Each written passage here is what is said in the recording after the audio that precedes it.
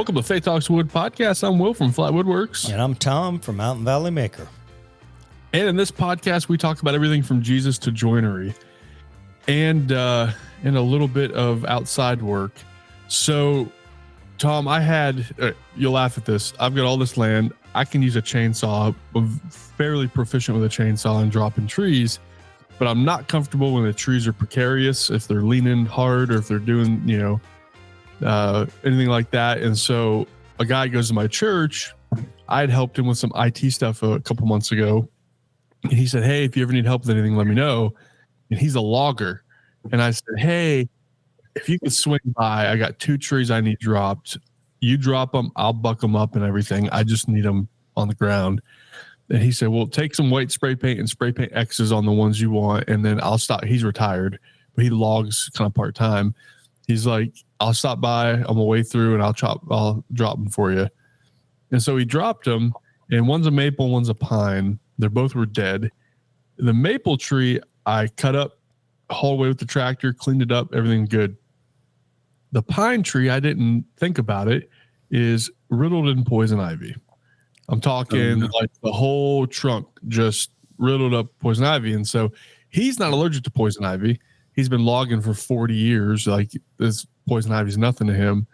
And so I went over there with a tractor and I tried to pull it, see if I could just drag it into the woods and let it rot. It wouldn't pull it. When the pine tree had fell, the branches went into the ground. And so it's basically stuck there. I thought about trying to get my pull saw to at least try to cut it away. So I don't know what I'm going to do yet. So I've got a big pine tree sitting in my side field that looks ugly. I hate it. Every time I come home from work or come home, I see that thing sitting there. I'm like, I need to get you out of here, but I'm not getting poison ivy for the sake of a tree right now. And so, and I asked him, I said, hey, if I wait till that poison ivy dies, is it still contagious? He said, oh yeah, you can still get it.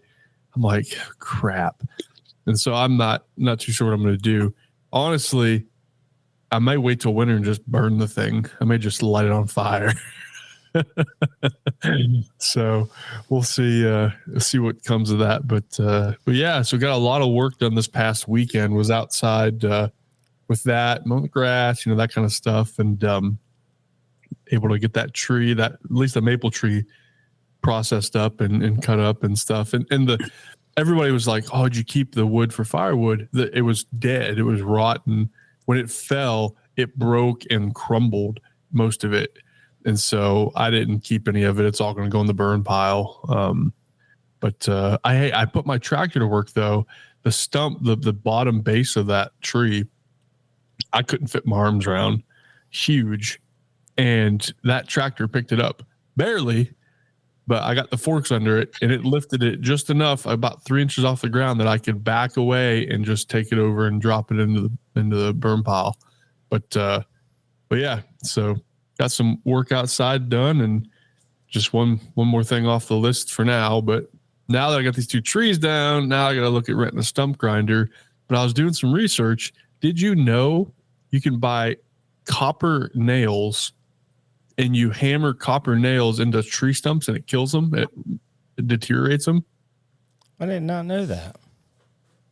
There's something in copper that reacts with the tannins in the tree and like the stuff in the tree.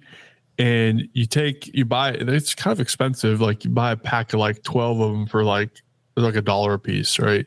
12, $13. And then you hammer them all around in that stump. And then you wait, and it takes, you'll start seeing a couple weeks, it'll start deteriorating down and stuff. Because I thought about renting a stump grinder, and now I have several smaller stumps that need ground as well. So for a weekend, it'd be like $400 around here to rent a stump grinder. So I don't know. I may just let them rot, but I also want to take care of them, get rid of them. And so. Yeah. You know how we do that in the South? Burn them. We take a drill. We drill holes down in it, and then you pour diesel fuel on it, let it soak down in the stump, and light that puppy on fire. Yeah, that might be an option. I may do that. Not like it, it's a weird thing. I'm getting used to like the country living, right? Because we're out here. I've got 25 acres. The closest house to me is like I don't know, 800 yards away. I mean, it's like as far as on my side of the road. And so I'm not used to the fact that I can do that kind of stuff, right? That I can light stuff on fire and just do that kind of thing. And so I kind of forget those options at times. But nonetheless, living the life, getting ready to hopefully start building my quack shack here soon. Well, I saw you've been working on that island for your wife. So, oh man, yeah, we'll talk about that in shop time. But I got even more done tonight. Well, if you saw my story from today, I did like 3 or 4 stories of it. But yeah, we're rolling. So I'll talk about that some in shop time. How about you? How's your week been? Oh man, I had a adventurous weekend. Me and a buddy from my men's group, we went up on the mesa and rode 14.84 miles on our mountain bikes. And but we rode this trail called Flowing Loop Park, and it does flow and it does make a loop, but there's about a 2-mile section of lava rock. Oh, dude. And the whole time we're above 10,000 feet. It was like between 10.2 and 10.6. So, man, by the time I'd probably say the last 2-3 miles, I was huffing and puffing, man. I got home. Yeah. I took a shower, a 2-hour nap. I was exhausted, but yeah, it was a blast. We did that on Saturday, and then Sunday went to church, and then came home, went to farmer's market with my wife and daughter, and kind of hung out and just relaxed, and been working in the shop on stuff. But yeah. Yeah, that's awesome. Yeah. So lava rock, is that like, explain that to an Eastern boy? Like, so, and this is a guy that barely graduated high school. I'm just going to tell you what people told me that rock's from a lava rock. So apparently a long, long time ago, there was a volcano up on top of the mesa, eruption, and there's just all this rock everywhere. Like, it's crazy when you go and look over, and particularly around the rim of the Grand Mesa. And so I trust that the people have told me this lava rock that is lava rock. I've not seen a volcano up there. So I don't know. Yeah, I mean, and that's the thing. I mean, it's got there somehow, right? There's lava rock there somehow. It didn't happen in the last 3 years that I've been living here. I mean, this has been there for, I don't know how long the Grand Mesa's been like that. The Grand Mesa may have been the Grand Volcano at some point. You never know. could have been. I don't know. I'm not a history buff. I just like going up there because it was literally 25 degrees cooler up there than it was at my house. Yeah, man. It's elevation. Oh, yeah. So nice. You know, we noticed that when we went on our honeymoon to Smoky Mountains, there's a thing you can drive up and go up to Klingham's Dome. Yep. Which is way up on the mountain. I don't know the elevation, but our honeymoon was in July, and it was cold up on the mountain. Like, it was 95 degrees down in where were we at? Like Pigeon Forge and all that. And then you go up this mountain and you got out and you're like, oh, wow, it's cold up here. Yeah. I want to say the elevation of Kingdom Domes, I've been there many times. I want to say it's somewhere around 6,400, 6,500, maybe 6,600, somewhere in there. And I live about 4,800 elevation where I live, and where we went mountain biking was 10.2 to 10.6, but it's only a 35-minute drive. But the temperature literally from the top, when we got there in the morning, it was like 53 degrees. When we left, it was 60. When we got home to my house, it was 85. Yeah. Wow. So, yeah, that's crazy. Crazy stuff. Love it. Awesome. Well, yeah. Before we get into the guests today, I just want to say thank you to all the patron supporters. Really appreciate everybody out there that supports the podcast. If you'd like to do so, you can do so at patreon.com/Faith Talks Wood. Really appreciate all those out there that are helping support the podcast. And when you get on there and support the podcast and become a patron, you do get the podcast a little bit earlier, and you get some inside track to some of the stuff going on. And just a little bit of insider stuff there. But appreciate all the patrons over there. We also appreciate 5-star review on Apple, and then pray for the podcast. We love this podcast and appreciate your prayers. So, Tom, I'll let you introduce our guest for today. Yeah, man. So I'm excited about Dave's death. So typically every guest that we have had has been somebody that I followed or sought out because I knew they were a Christian. And Tim actually was listening to the podcast and he reached out to me the first time. I want to say the first time he was just saying, hey, enjoy the podcast, appreciate it. And then we got to be friends on there and have talked on the phone a little bit and about different topics. But I'm excited to have Tim on. So, and ironically, Tim recently got to go to Cody's shop. So, yeah, man. So this is exciting to see a new guest that's coming on that's been connecting with other guests. So without further ado, Tim Booey from Tim's Hobby Shop. Tim, welcome to the program, man. Tell us a little bit about yourself. Yeah, man. Welcome. Thanks. Appreciate that. Yeah. Boy, I've really enjoyed your guys' podcast. Faith Talks Wood is really something that I like listening to when I'm out in the shop on the weekend. So yeah, and getting connected with you guys has been great, and seeing Cody and Cody's shop, and thanks for hooking me up down there, Tom, and I appreciate that. That was a lot of fun. So he has an amazing shop, doesn't he? I mean, it's just out of this world. Yeah, it was fun. Part of my testimony kind of stems from that. I actually became a Christian when I was down in Tempe, Arizona. So he's right down the road, actually. So we lived there for 13 years before I moved to Washington, where I live now, Pacific Northwest. So yeah, that's awesome. So are you from Tempe or are you from Washington? I'm from Iowa. I grew up in Pella, Iowa. Dad worked for Pella Windows most of his life. Pella, okay, yeah. That was those were good years overall. And it's kind of where, my testimony starts, because like everyone else, I grew up there in the church. There was a Dutch Reformed church, and like all good Iowans, I guess maybe a lot of them went to church, and that was what we did. I sang in the choir, played bells. There was a play I was part of, but yeah, very much a churchgoer all through my younger years into high school.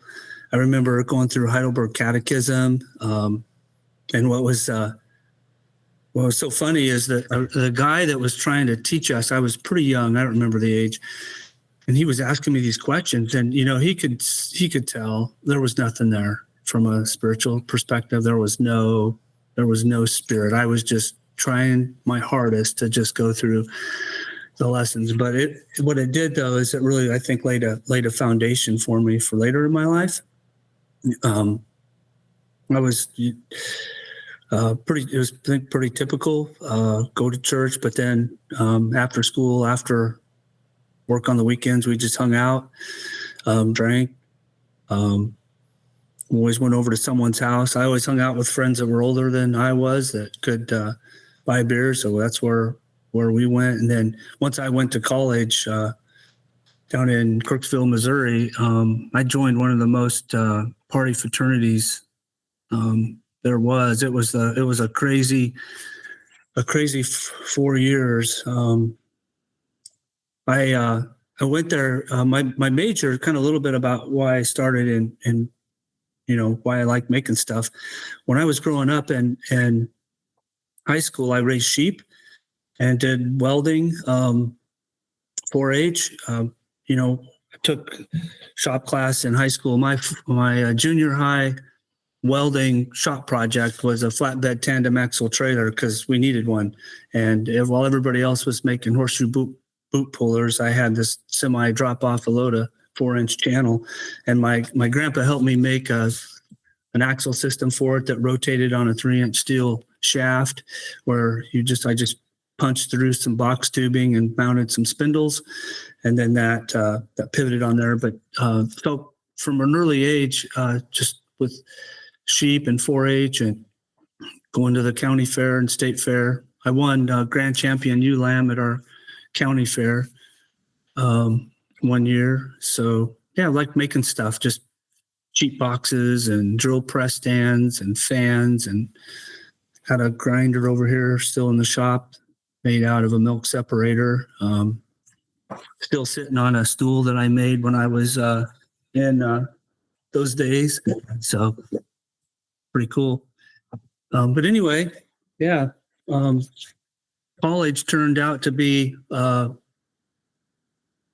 really, really just party. It was with the fraternity aspect, and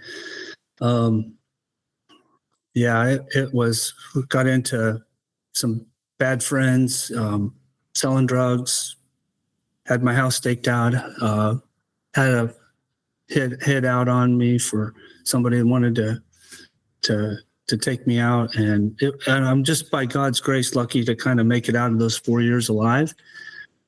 And so after college, I couldn't really find a job. I went to school for CNC machining. But when you get out of school and you don't have any CNC or any machine shop experience, no one would hire me. So I did a lot of construction in the summertime. But my dad suggested I move to Mesa, Arizona. My grandma had moved out there because of my grandpa's health. And so the same kind of process started where I'd work kind of during the week and went to church with grandma on Sunday and party on the weekend. Every night was like going to Cheers. It was going to the local bar, but Sunday morning it was back to church with grandma. And there was this girl back in high school. Her name was Brenda, and we had dated a few months back then. But over the years, we kind of kept in touch. And here I'm now addicted to drugs and cocaine and drinking all the time and going out. And I was too wired to sleep at night. I would write some of these letters to her that never mailed them. And one night I had called her and kind of sharing some of the stuff I was going through. And she was working at a Christian horse camp somewhere in Colorado at the time. And I think I asked her to marry me. But I never forget the response that she gave me, which was, she said, "Tim, what you see in me is Christ. And that's what you need in your life. You don't need me. You need Christ in your life." And that's not really what I wanted to hear, but that really, okay. Right. 3 or 4 weeks later, that church that I was going to with grandma, they were having a camp, Christian camp up in northern Arizona. So I'd signed up to go to that. And Friday came where we were going to take off. And that morning, I'd been out partying the night before, and someone stole the front seats out of my Celica GTX. And here I'm trying to go to work, and I'm like, oh no, I can't drive my car. I mean, it was, so I called the people that are putting on the church camp, said, "Hey, I can't go. Someone stole the seats out of my car. I'm really sorry." And they go, "Don't worry about it, Tim. We'll come get you." And there was somebody that was supposed to not really drive. So actually I was planning to drive their car. I just had to get to church. So they came over, picked me up after work that night. And so I made it up to this church camp. And so it was like a Saturday evening back in 1986. And I've heard this on your podcast, I think, before, and other people also say it, but I remember sitting there through this, at this film series thing that we were going through, vividly thinking to myself, and I was sitting there saying, "God, if this is really you, just let it be you." If it's kind of this, feeling that you get. And so I got up and I got a drink, went over, stood by the wall, and it was we're kind of wrapping up at the evening of this camp. And I was thinking, they were answering these questions, and everybody, we were on the last question. I'm thinking to myself, I got to raise my hand and share. So I do. I have no clue what I said, but I ended up kind of just getting in front of this group of kids and just confessing, here I am, that I was addicted to cocaine. I drank most every night, and how much, but what made such a difference is how much these group of kids still cared for me and loved me just for who I was. And that just, they thought I was a carnal Christian. I took a bottle with me on some small group camping trip. We went and sat up on the top of Superstition Mountain one night, and, they just thought I was a carnal Christian. And really, I was no Christian at all. I was just playing the part. And so even later that night, some came up to me and they were apologizing to me for how what they were thinking about me. And it was kind of a shock, but I'm just blubbering fool at this point, just bawling in front of all these kids, and ended up going to sit down. And you know what? The most amazing thing happened is, another person got up and they started confessing their sins. And then another person got up, and another person got up, and another. It went on for over an hour. Went on for over an hour. People just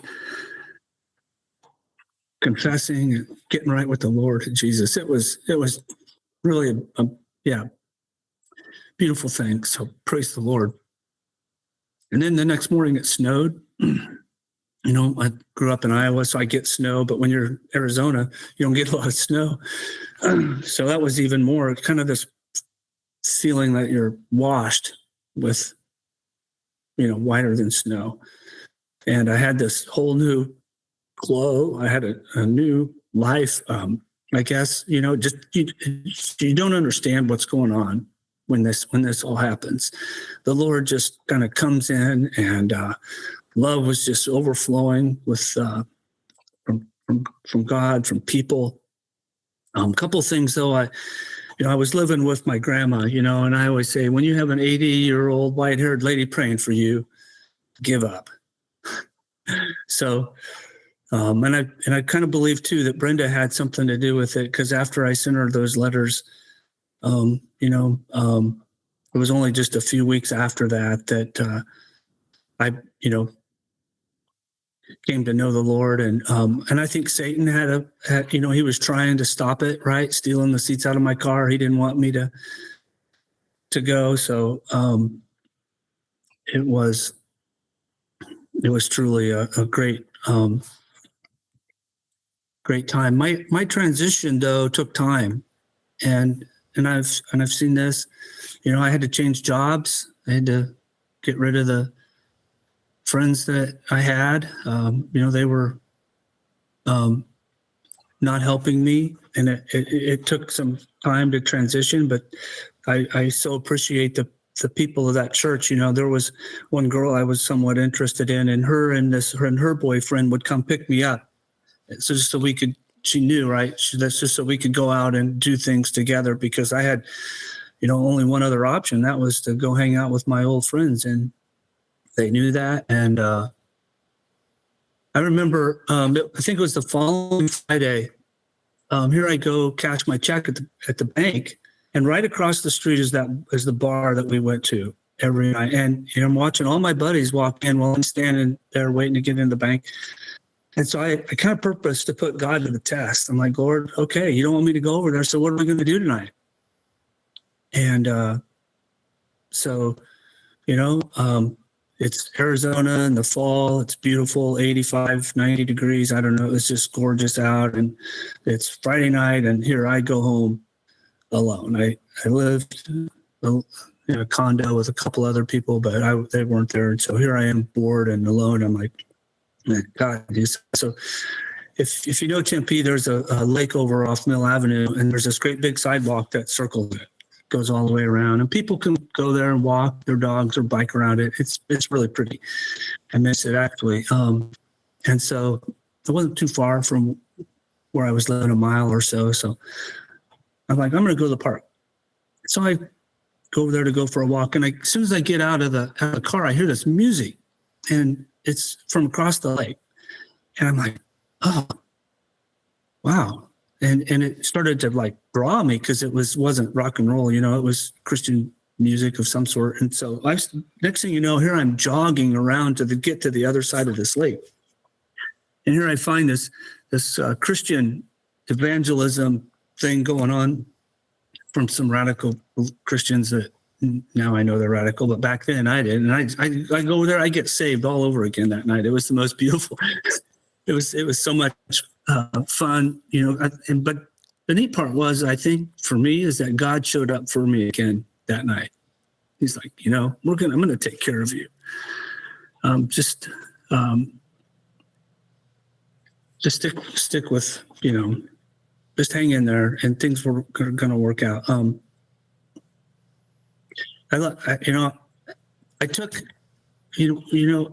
want to talk about my life and how it's changed, because he took me out of the gutter, right? And he set me back on a path of righteousness, not my righteousness, but his righteousness, right? We're saved through Christ. His righteousness and his death on the cross has made us who we are. It's nothing we do in and of ourselves. It's not by works or anything we can boast of. I think we can test a Christian by what they do, right? That's what that youth group was kind of doing with me. And they're like, we can love on this guy, but he's not really part of us. But so, fast forward 38 years, I'm married to a wonderful, God-fearing wife. We have 4 children. They all love the Lord.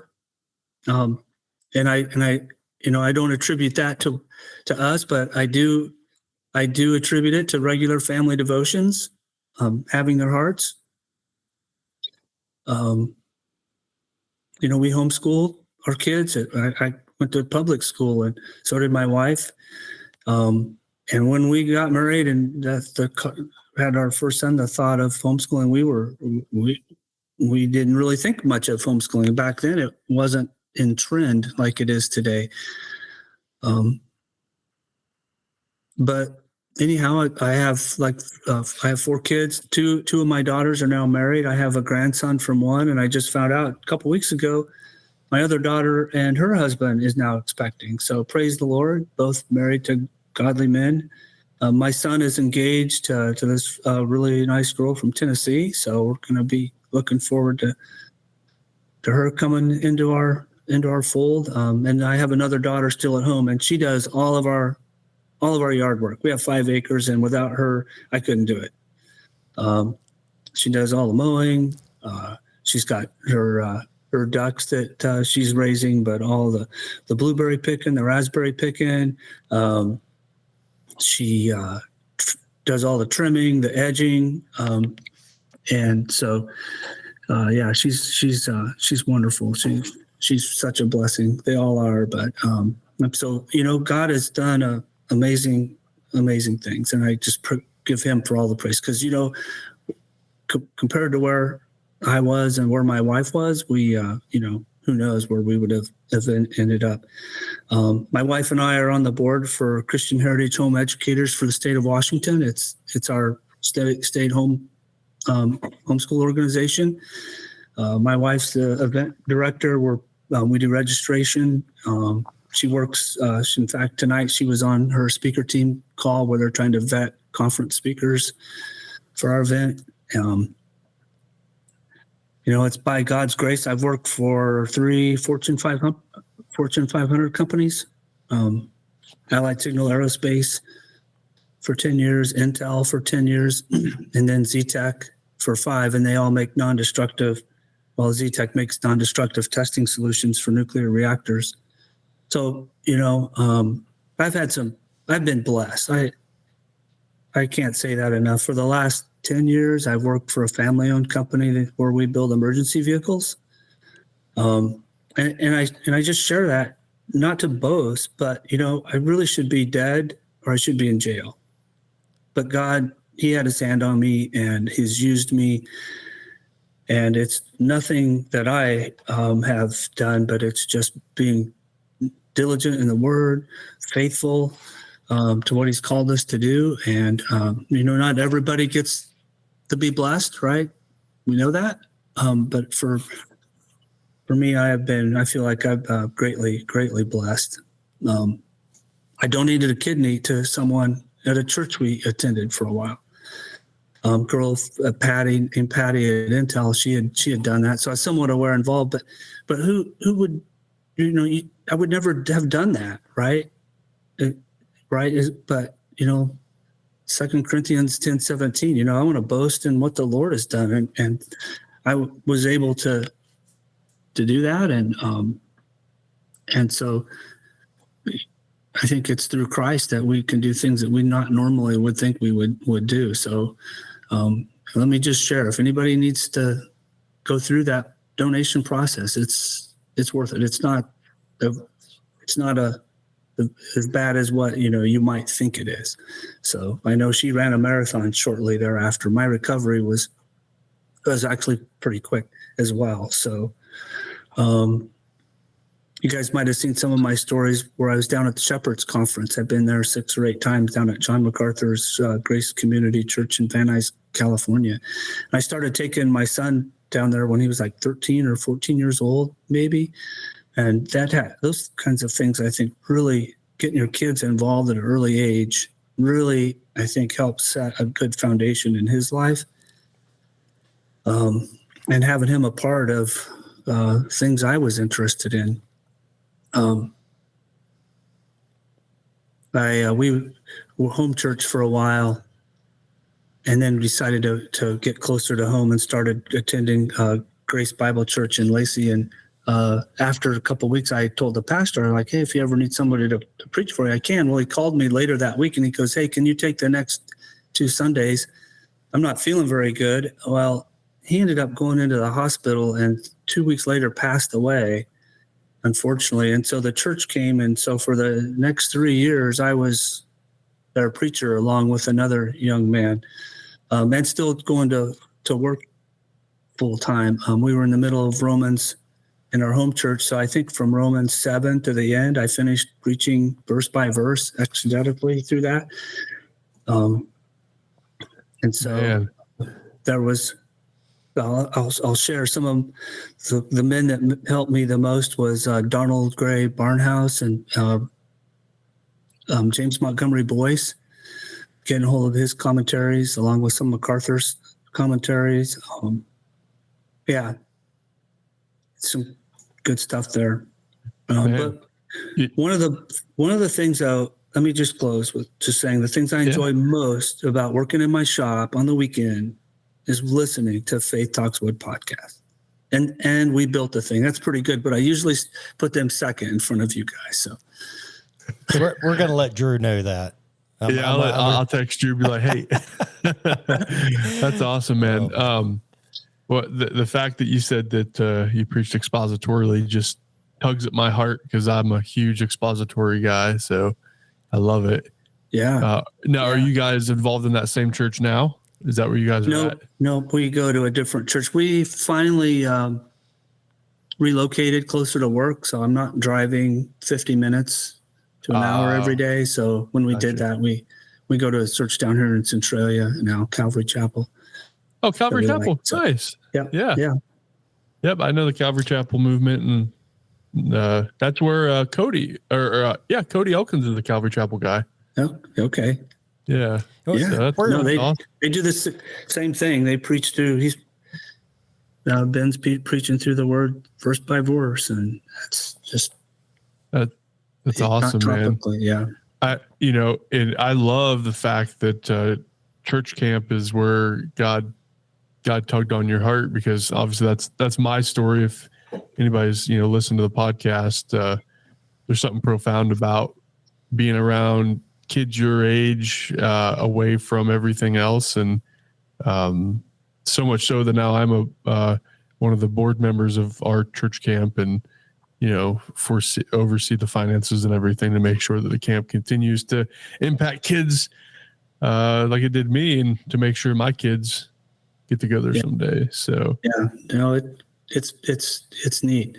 I think aren't you guys going to use that camp for Faith Talks Wood retreat camp retreat? Yeah, so that will be the location for the first one.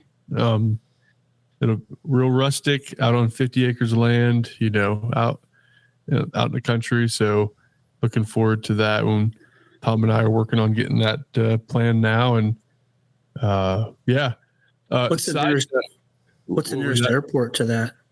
Pittsburgh. And then how far would it be to the camp?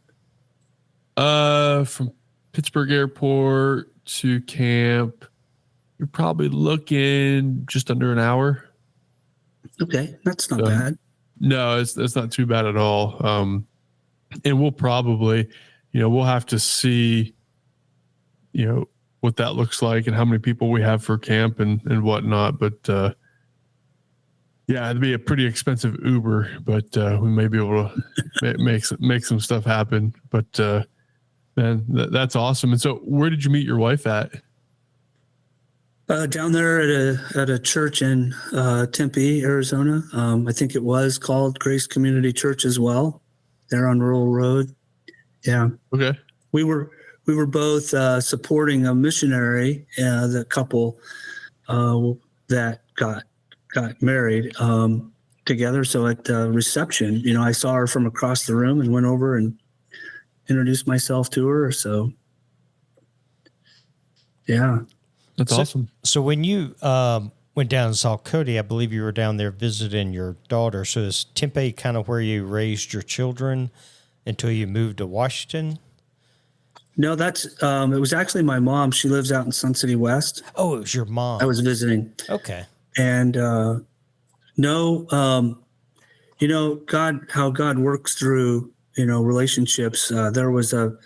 I'd been at Allied Signal for about 10 years, and or 8 at the time. But there was a guy in our family class at church who worked for Intel and got transferred to DuPont, Washington. And I gave him my resume. When you get married in Tempe on June 26th, you find the coolest place in the country to go for a honeymoon, and that was Seattle. So we'd been up here and we liked it, and we're like, hey, we'd love to move to Washington. So, through him and passing my resume around to that startup there in DuPont with Intel, they ended up hiring me. And my son Josh had just been born, and my second daughter, Gina was 8 months pregnant when we made that transition. So they were young. So, God kind of pulled us out of Arizona, and though He put us around some other believers in Washington that really started to challenge my theology. The first question was, "Are you a Calvinist?" Right? I'm like, what's that? So it took me obviously down a whole different road of studying Scripture. It's a much deeper than, hey, brother, love your wife every day, to really understanding theology, who Christ is, God's sovereignty, kind of how I like wrapping up the foundation of whether or not, Calvinism. We would like to throw a plug out there for Steve Lawson's podcast. I think it's called Men of the Rock. I'll have to look it up here. So you moved to Washington, and is that where Reformed theology kind of grabbed you? Is that? Yeah. Yeah, that's, it took me, I ended up meeting a man who started taking me through like all the doctrines of the Bible. And so that's, really what started kind of a much deeper walk in just really what the word says and how to apply it to your life.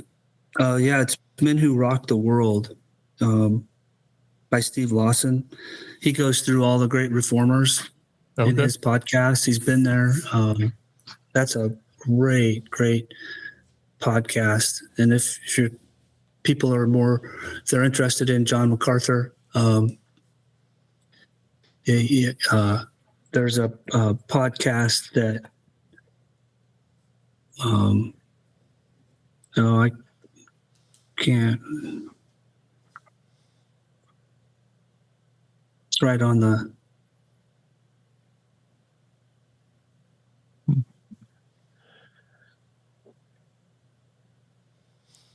Oh, it's called the MacArthur Center podcast with Austin Duncan. But that's been a really good theological.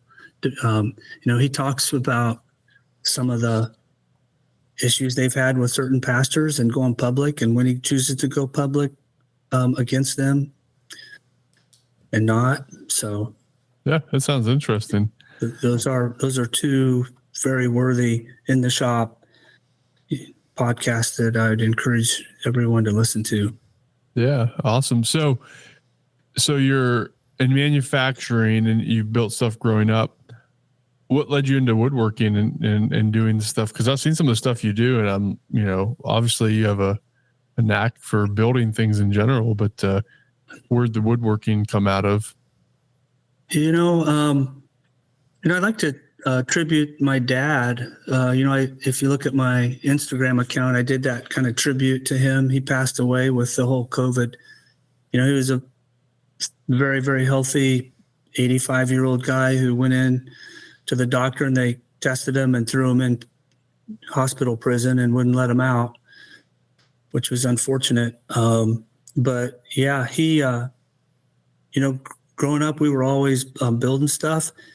When we moved to Washington, though, it'd been a number of years since high school, and probably 10, 13, I was in Arizona for 13 years and hadn't done anything. And when we get to Washington, the pastor had a shopsmith, and so I was kind of interested. He knew somebody in the church who was trying to get rid of one, and it was all old and rusty. So I kind of rebuilt it, refinished it, and then they one of the first projects I built was a baptismal for their church. They bought a big fiberglass tub, but it had to be a certain height to pass under their kitchen counter space. So I had a height restriction on it. And then when it wasn't in use, they wanted to put a Formica tabletop on it. So it was 9 feet long, about 9.5 finished. So standard 8-foot sheeting wouldn't work. So yeah. I just really enjoyed from there. I like being organized, and out of that kind of spawns some of the need for woodworking. So I'm not very creative. My daughter likes to make wood. She was making these wood signs out of cedar. Anna, she was making the one that's still at home, making these cedar fence board signs. And so I thought, we should buy a CNC. So with COVID, I happened to get kind of sick through that, and I didn't have COVID. But I started watching a lot of videos on how to use your, about CNC. So I ended up purchasing one, putting it together, and then Kyle Leely's program, I bought his Learn Your CNC, which I would highly recommend him, and joining up with his, step-by-step tutorial. Man, I'm going to tell you, I bought the same program from him, and it's for Vectric software for anybody listening. Right. And man, his tutorials. Now, the one thing I'll say about Kyle, like, he is monotone. Like his voice does not change one iota. And but the information he puts out is so detailed. Like he doesn't miss a beat on anything. And that has definitely been one of the best investments that I've made. And the cool thing is it's a lifetime membership. So like once you buy the course, you forget something, you just go back and watch that episode again. But he really does a great job. Super nice guy. But I will say, like his monotone voice, you got to have some energy and be awake, ready to listen to the lessons. But well, about halfway through, I figured you can go down below, and change the playback speed. So that really helped kind of push through.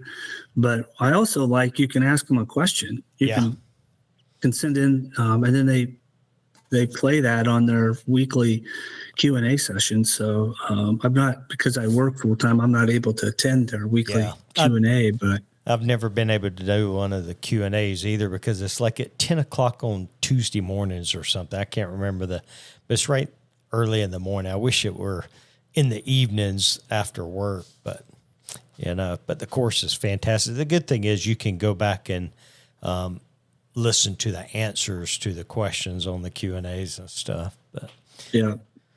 No, so which CNC stuff did you buy? I ended up getting the Long Mill Mark II. So yeah, that's coming together. I'm right in the middle of making my spoil board, and so getting Cody's Jenny bit while I was down there. I think I'm anxious to put that to the test with making the dog holes. I've watched a couple YouTube videos and on how to do spoil boards, and I'm gonna overdo it. Right, I'm gonna first of all, my table is, I don't have a lot of room in my wood shop. So what I did was made a table on wheels that rolls over the top. I have a Jet 52-inch Beastmeyer fence without feed rollers. And so I built this table that I can roll over the top of it. So when I need my work, it's a 3-car garage. So when I need half that piece of the garage, I can just push the table over the top of my table saw. That's pretty smart. But yeah, so and so it's got that MDF top, but I want to fix the slats permanently, and then use the other 2 foot by 2 foot MDF as the spoil board that goes in dog holes. So GOAT with Elgin Designs did a really good spoil board. It's very similar to the one that Red Dog Woodcraft. That's the first one I saw, and so I bought his plans on his spoil board system. And it's the same concept where you build your spoil board with dog holes and then T-nuts are from the bottom. So all the T-nuts are permanent, but then the dog holes are on your 6-inch slats. And then you take another 2 foot by 2 foot piece of MDF with the same footprint pattern. And then you just throw the dog holes in, and then then you can lay your workpiece on top of that. So you're always just reusing a piece of scrap MDF. You're really never cutting into your spoil board. So yeah, that's what I want to go after. It's way more work up front, which has caused, first of all, I have to learn the software, how to even lay it out. That was confusing. So I've taken the time just to go through all of Kyle Ely's lessons. And I wish I would have sped them up sooner. Yeah, me too. So I could have got through them soon, but so yeah, there's always seems to be something else going on. Like this spring, I've been painting a set of cabinets for a friend, and that's taken way more work than what I probably initially assumed, because they all needed a whole bunch of body bondo work and putty work, and these cabinets were built back in the 40s with nails, and he pulled them off the wall and wanted them kind of spruced up, so making them look really good. And that's, you've seen some, I think maybe a video or two on how to do that. I'm not any good yet with my camera and taking time to set up. But I will say, let me just throw this out there. So yesterday I cleaned up I have a Fuji XP gun, airless, a Fuji XP4. And I bought the PPS2 system, that thing that's, gets rid of the cup. And with that latex, I just lay the gun down at the end of the day or the weekend, and I pick it up. Sometimes it'd be 3 or 4 weeks later, and I take the little piece of latex off the tip, and with that, it's all sealed. All that paint that's still in there, it just sprays right away. And so that was, I didn't have to clean my gun after every use. It was really easy to use it. And I literally, I had surgery back in May, so I've been down for six weeks or more. And that gun just laid on the floor in my shop until he brought over some cabinets last week, Friday. It was the last set, and I sprayed them Friday night. I built a little paint booth in my shop, and for you guys want to make paint booths, those tow truck, those support cargo bars that you put into on the back of your truck with the squeeze clamp. Yeah. Yep. At Harbor Freight, they're like $15 a piece. I just bought 6 of those with plastic, shot them up they go 9 feet, and I have a 9-foot ceiling. I just made a quick little paint booth, so I didn't get spray dust all over. But you can buy those zip tie, things that hold plastic to the ceiling off Amazon. 4 of them are like 170, but these cargo support bars from Harbor Freight are the way to go.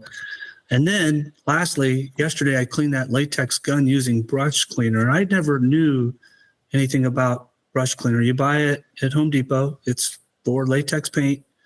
I just soaked all my parts in that a little bit and brushed it on, and that latex all just disappeared. That gun is like brand new.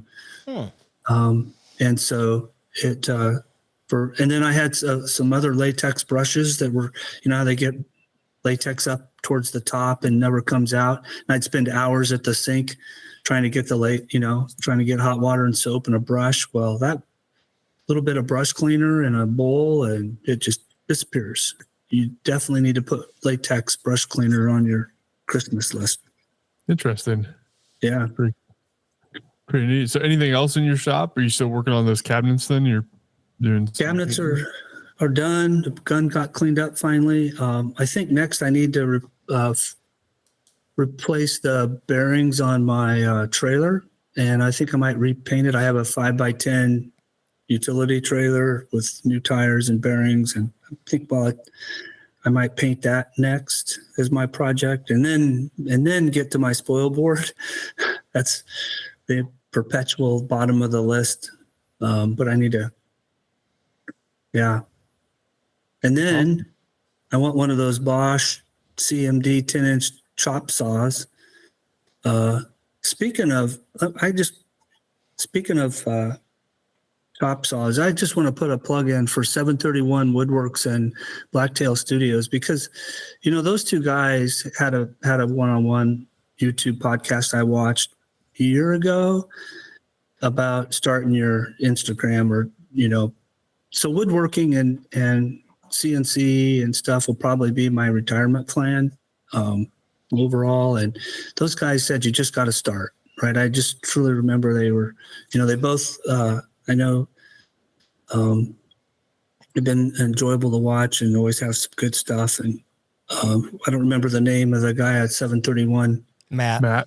Yeah. Matt. Yeah. Yeah. We had him on last year. Yeah. We met him at Workbench Con.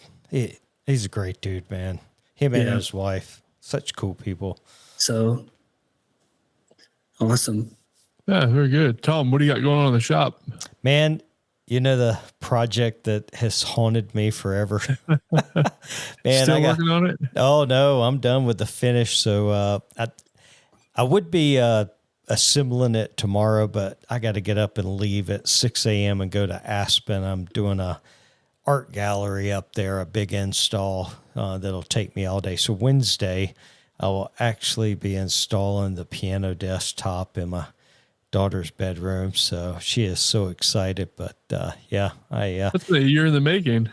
And it's not been a year, but it has been 6 months. But it's kind of like Tim's spoil board. It's like, if you knew how much stuff I do around the farm and between work, and I have to work a lot. I mean, I got a kid in college, but and then working on the house and other things, and then trying to find time to take my wife on a date and trying to find time to go and do something with my daughter. And it just seems like that project has kind of got slit. And I'm going to be honest, there's some things I've done on it. And ironically, who was I listening to? On the Creative Makers podcast, one of their hosts had said that every time he procrastinates on a project, it's typically because of fear. Like he'll clean his shop because he's scared of what he's trying to figure out on the project. And that's me. And so I've done so many things. And one of them on this project is the sauce hinges, their hidden, concealed hinges. And dude, I was paranoid to death about doing these hinges because I was like, if I screw up, now I got to remake the whole top, So it's a hinge top, and the risers are beveled. I'll have to grab one and show you, but then I wanted the top to be the exact angle, so when the piano top flipped up, it would match and be parallel, and figuring out all the angles of that, and then installing the hinges. And they send you this little paper template. And I watched a video on Michael Alm's channel, Almfab, and he had made a little jig, and I was like, that's so much better.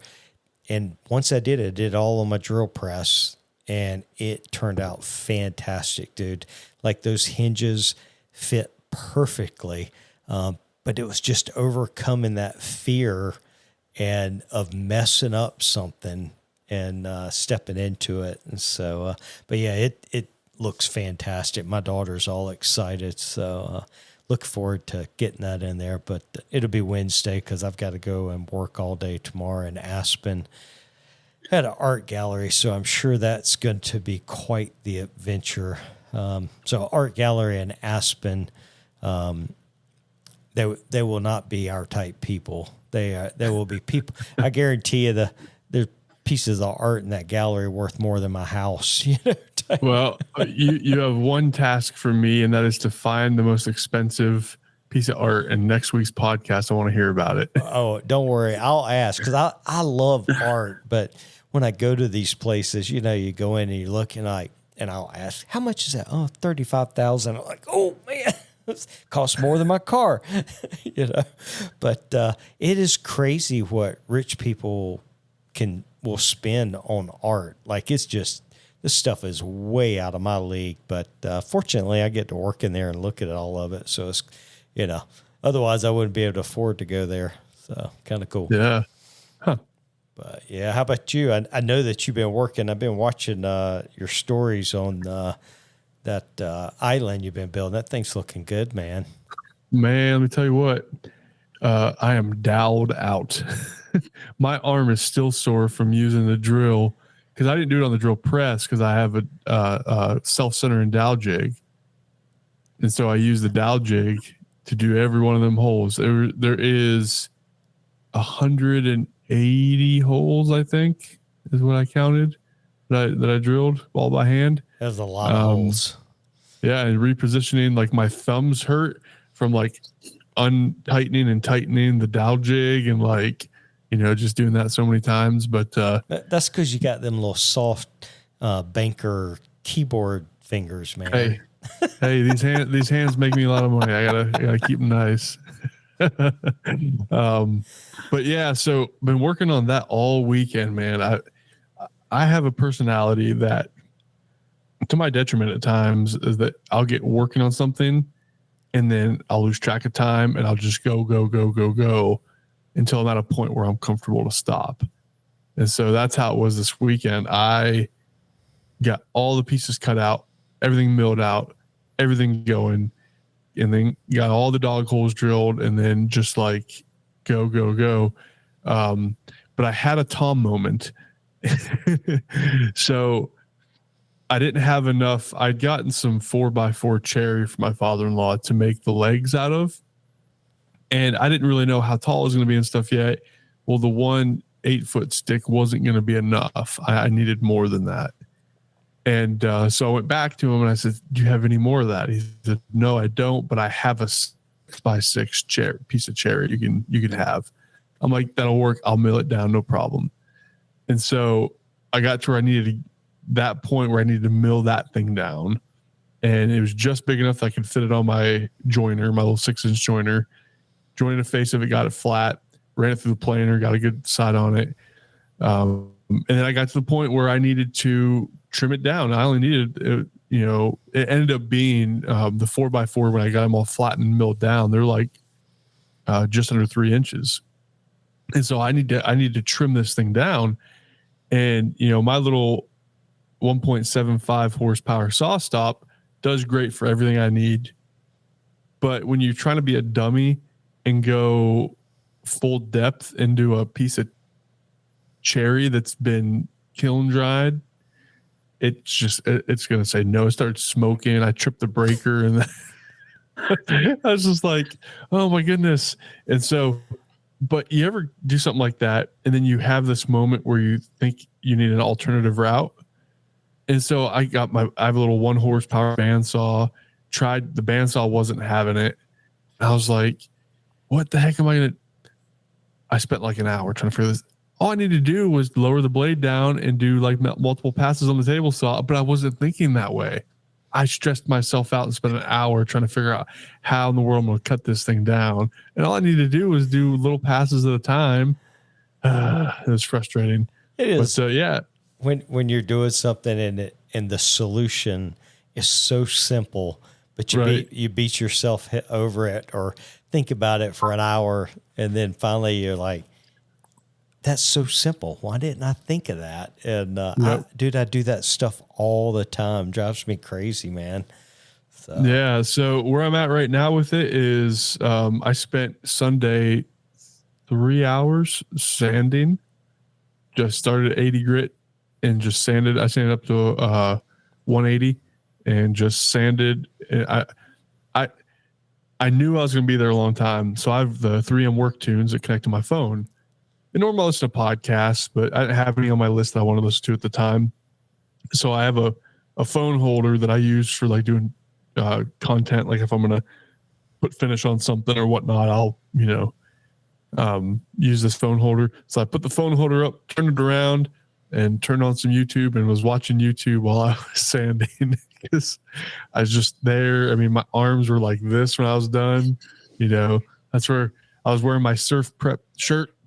I wishing I had a surf prep sander at that time. But where I'm at right now is the frame is assembled. It's in clamps right now, and I have it ready to. I was going to do the slats and the rails for the slats before I put it together, but I decided to put it all together. And then my order of operations, because of how close the top shelf is going to be, I have to put the top on before I put the shelf on. And then I wouldn't be able to get to the top to put the top on. And so right now I'm just waiting for the glue. Actually, by this point, it's probably good to take out a clamp. So I'll leave it in clamps till tomorrow night and or tomorrow morning. And then, I'm going to start working on the shelves and getting everything attached. I was thinking about this. I think I'm going to cheat. I'm going to have to use fasteners for the top. I'm just going to use figure 8 fasteners and fasten the top on. I was going to try, Tim, I was going to try to do the whole project without using any fasteners. So far it's all dowel joinery and everything's nice and solid. And I had this idea on how to attach the top, which is hickory, to the base, and I don't think it's going to be strong enough, and I'm not going to trust it enough. And so I'm just going to use normal figure 8 fasteners. I was going to try to do it all, without fasteners and do it, but there's only so much you can do. And especially I want to get this project done. So I don't want to continue to try to innovate, but I am changing up my design a little bit. I was going to do slats, and the Instagram story I did, the slats, I just set them on top of the rails, but I'm going to actually put rails or what do you call it, rails on the inside of the rails and inset the slats so they're nice. They're a cleaner look, smooth across there. So I'll have to work on that some, but yeah. Other than that, do you want to pocket hole those from underneath? No, I'm not using pocket holes. Nope. I thought about that because I could, but one, I don't have pocket hole screws that are short enough, and two, I've done dowels on the whole thing. I don't want to use pocket holes. I don't blame you, right? Yeah. So I'm amazed though how strong those pocket holes are. They are. Doing all my face frames with those. Yep. It's just simple. It sucks it right in, makes a nice tight joint. Yeah, my whole assembly table is a big 6x4 assembly table, and it's all pocket holed together, and it's solid as a rock. So speaking of, let me ask you a question. So you've got that 6x4 assembly table, but you did your glue up on top of your saw stop. No, I didn't. I moved it over there. Oh, well, on your stories, I was like, man, he's gluing up on top of his table saw. I wanted to see how flat flat the legs were. Okay. There you go. My assembly outfeed table is pretty flat, but I set it up there and just to see what it was like, and I ended up just leaving it there. No, I didn't glue it up there. Okay. Nope. I'd actually have my wife help me with the glue up so I did the two long, leg sides, and then I laid down one of them, put dowels in it, and then attached my aprons or whatever you want to call them, the shorter side ones, and then put dowels on the top of that. And I had to have my wife help me align it because I couldn't because there was 2, 4, 6, 12 dowels that I had to line up at once. And so she did one side, I did the other side, and started pounding it down and got the hammer and hit it down, and nice and solid. And I'll tell you what, the dowel jig I'm using is from Harbor Freight. It was $20, and that thing is square. Like that, I used that thing. The first time I ever used it was on this project. I did one test to make sure it was going to work, and then that whole frame is square as anything. Yeah, it looks great. Yeah, and so, I mean, it's not the most refined dowel jig, but for the money, it works great, and I'm not hating on it.